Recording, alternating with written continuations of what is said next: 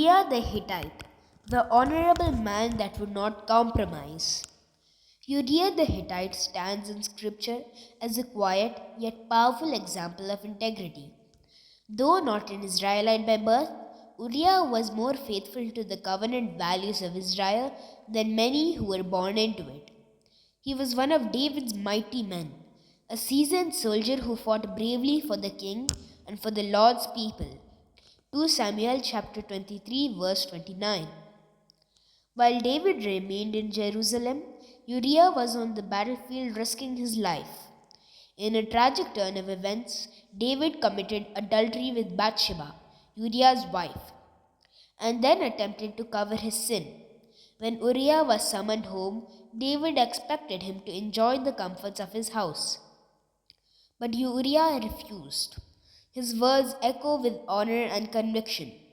The ark and Israel and Judah abide in tents. Shall I then go into mine house to eat and to drink and to lie with my wife? 2 Samuel chapter 11 verse 11. Uriah's loyalty shines brighter when contrasted with David's failure. The king broke God's law, but the soldier upheld it.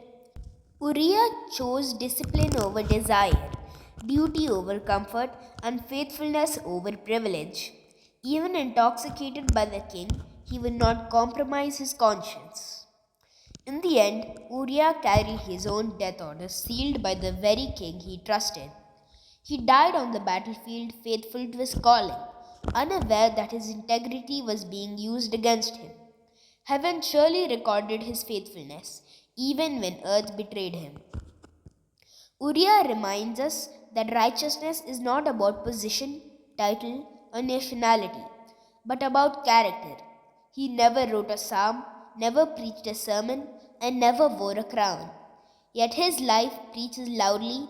God honors faithfulness even when it is unseen and unrewarded by men. Sometimes the most godly people in the Bible are not the most famous, but they are the most faithful.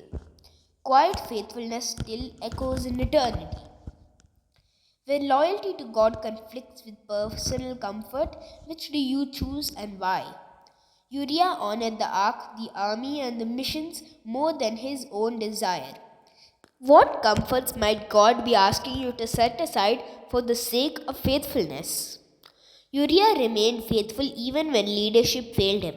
How do you respond when those above you act unjustly or sinfully?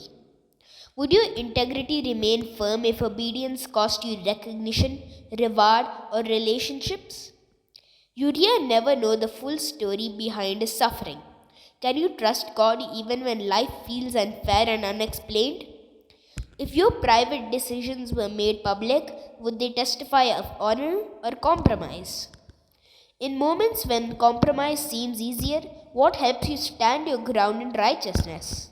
Reflection. Uriah's life asks us a hard question.